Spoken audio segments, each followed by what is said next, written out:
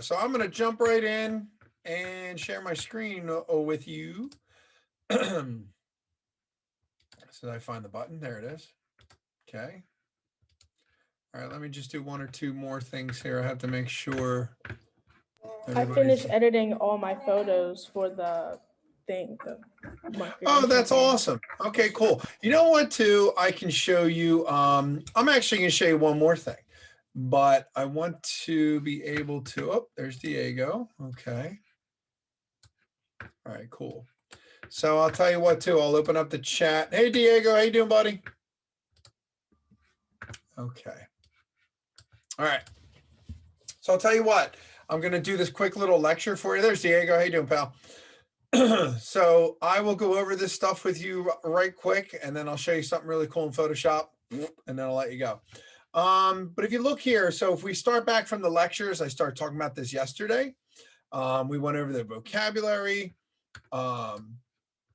And we talked about the creative process, which is such a big deal. I will share this with you. I started working on that playlist I was talking about, and I will have this stuff done by 3 p.m. today. So everything you will need to get this project done will be up here. I had spent a little bit more time than I thought trying to get everything laid out properly, but you'll see here I laid out the video. So here's the Zoom session from yesterday, but then I did the overview, how to use and download the Safe to Say app, overview of where everything is in Schoology. And then this is where the ones I created today, yesterday we talked about it, but this is a smaller video that focuses just on brainstorming. Coming up with your idea, doing your research, figuring stuff out, which goes to this one. I showed you the resources at the bottom of my lecture pages, and I went in and talked about the stuff we talked yesterday. Remember when we looked at the page of the social issues and stuff, and what things did we find in common, like colors and type styles? So I just dug a little deeper with that. And then I did the big one here. It's about 19 minutes, but I went and redid the poster we made yesterday. So it's just how to make the poster in Photoshop. Okay. So then today I'll have how to make the template in Photoshop, and then how to make the poster in Google Draw, and then the template in Google Draw. And then that really should be all the videos related to this. Yeah, and then it'll be a done deal. So you can always go back and check out all these resources while you're doing the project, okay? I did make another important note to students to please make sure you're putting putting work in, putting in those questions, that quiz that's related to Safe to Say. Don't forget to go into Schoology. You'll see. Jump over here real quick. Please make sure you go into Schoology. That's me. I have like 10 different Gmail accounts. Okay. So if you go in AM, PM, doesn't matter. You jump into that third marking period, and then you go to, you're all level ones here right now, I believe. And you'll see, do the deconstructing the TV commercial. That's 50 points. That was from a snow day a couple weeks ago. You watch 3 different commercials that have something to do with snow, and you break down the commercial. What do you see? What do you hear? What are the points? What do you like the best? Blah, blah, blah. Here's the Safe to Say Something video, which covers the whole organization, and then the quiz, and then I need to know what your topic is. Okay. Some students already submitted me their work, and I didn't even know what their topic was. So that's not very helpful. One of the big things that we talk about in this program is you got to follow procedure. You got to follow the steps. I had kids that I didn't even start doing the lectures yet, and they've already submitted the Safe to Say project. I don't know how they could have possibly done it because I didn't have any of the work posted yet, or the in-depth type of stuff. So unfortunately, there's a couple students got to do it over again, and of course, then they get frustrated and they don't want to do it. So please make sure you're kind of doing the step by steps, watching my, looking at my updates, going in, because as I said, for you Norristown students, mid-marks are tomorrow. And please make sure you're getting all this stuff in. And then the rest of the schools, I believe mid-marks are next week. So I really want to try and get everybody to finish strong. A couple more weeks, third mark period will be over. Spring break's coming up in like 4 weeks. And, after that, but I'd love for everybody to, like I said, finish strong so they can come back next year and be in person. Okay. So that's all I got to say about that. So kind of moving on, yesterday we talked about the creative process, preparing, incubating, letting things kind of sit overnight in your head and figure things out, and the types of brainstorming. Hopefully some of you watched the video. There's some good 6 creative ways to brainstorm your ideas. And I wanted to move on here. And this is something, I'm going to go over it just real quick, but this is such a big deal. And I can't really get as in-depth as I'd like to because we're not in person. But presenting your work is probably a really important thing. Not probably, it is a really important thing in this program. But the issue is there's a lot of students that might be shy or don't like talking in front of groups or strangers. But at the tech school, it's a great way to conquer those fears or being uncomfortable. Because I'm telling you right now, if you're going to work in the industry, any one of these industries, sound, video, graphic design, you're going to have to work with clients and you're going to have to do a pitch. You're going to have to pitch your idea to people and say, this is why you should hire me. Here's my poster. Here's my social media campaign. You have to have that confidence level. You don't have to sit there with Roman candles and like, woo, this is the best thing you've ever seen, which I would probably hire you if you had fireworks in your hands. But please don't do that. So it's all about how is your confidence and how is your personality going to translate over to your audience of the people that you hope hire you. Okay. So, the first thing you want to do before you present your idea to your audience, which an audience could be 2 people. We talked about this before. Who's the brand? Once you know who you're talking to, find out what they care about. What is their mission statement? Mission statements are a really big deal. Our school, your school, many businesses have a paragraph mission statement on what their belief system is and what their goals are. So that's really how you kind of engage in that brand that you're using. Safe to say something is not exactly a brand, but they are an entity that has a mission statement and goals that they're trying to accomplish. Then you kind of look at yourself too. Let's say, for the example here, you want to look at consumer trends. If somebody's hiring you to do an advertising campaign for Instagram, and then you're like, well, the trend really now is TikTok. Everybody's doing stuff on TikTok. Who the heck knows what it's going to be down the road? Remember, we joked and talked about, what's Vine? Remember Vines? Not a lot of people are watching Vines anymore. Not a lot of people. Facebook is for old people. And remember MySpace? MySpace was before Facebook. So there's always going to be. Wait, MySpace was a thing? What's that? Wait, MySpace was the thing? MySpace. Yep. MySpace. Yes. Oh, I never heard of that. So in Facebook you can find real good memes. So I don't know. Yes. So watch. Believe it or not, MySpace still exists, and MySpace was replaced by Facebook. MySpace now has become more about music.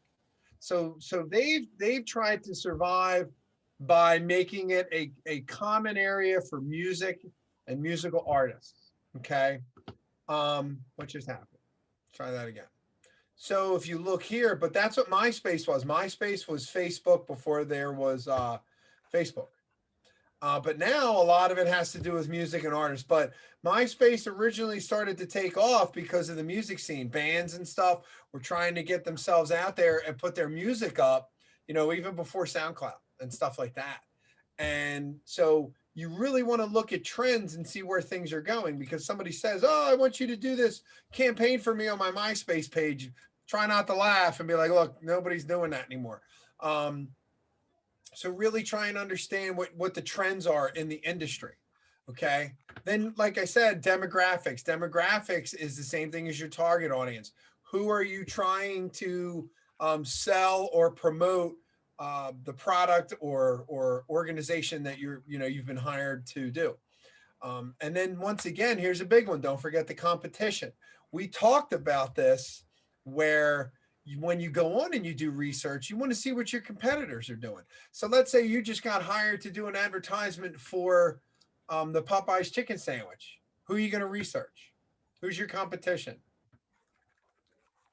Chick-fil-A. Bam, there's one. Who's another one? Who else got a good chicken sandwich? Not McDonald's. You are correct, sir. Not McDonald's. Wendy's has a good chicken sandwich, believe it or not. But how funny, in a year, it's all big deals chicken now. Popeyes, people were, good Lord, people were stabbing each other for a Popeyes chicken sandwich. It's good, but it's not stab worthy. But it's look at your competition and see what they're doing. Popeyes, really their sales are through the roof because of that. But they did some cool commercials with customer reactions to the first time eating the sandwich. So check out what your competitors are doing. See what they're doing right, see what they're doing wrong. Okay. And then you do some campaign analysis that we call. Now, this is actually pretty true. And I heard this years ago. There's three kinds of clients in the world. There's the ones who, think everything is perfect. We don't need your help. We don't need to change anything.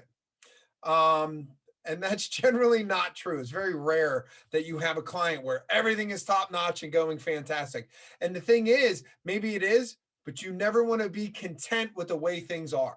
Okay. You can look and think about companies that were top of the heap. And here's a good example. And maybe you didn't hear. Has anybody ever heard of monster.com? They were a job finding website. They were the #1 website where you could post and find a job.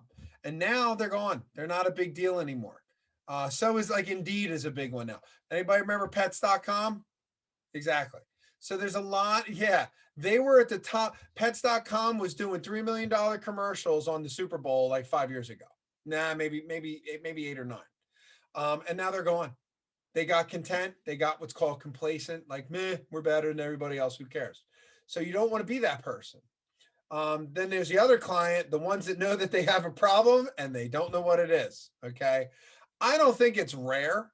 I actually think it's a little more common than you would think, but at least people are aware they're hiring you for a reason, and then they're the more common, the ones who aren't even aware that there's a problem. And usually I'll go out of my way to reach out to clients or my friend, be like, look, your website's a mess. You need to get stuff figured out. My friend's an auto mechanic, has a website, and it's a disaster. Like, it didn't even have a phone number on it. Like, how do you promote that? So you have to look at your client and look at what they did in the past. What are their past campaigns that they did? Okay. Discover what they've been doing wrong, suggest improvements, but don't ever say, wow, you're really stinking it up. You're doing a lot of stuff wrong. Say, here's some ideas that I have that can really improve your bottom line or get you more followers or get you more customers or get you more clients. And that's really important. It's all how you say it. Okay. But you're trying to be positive and say, I'm going to make you a ton of money. Okay. And then you basically get to that next part where you're showing off your advertising pitch or your PR work. And I like doing this. I was a very, you all may find this hard to believe. I used to be a pretty shy person.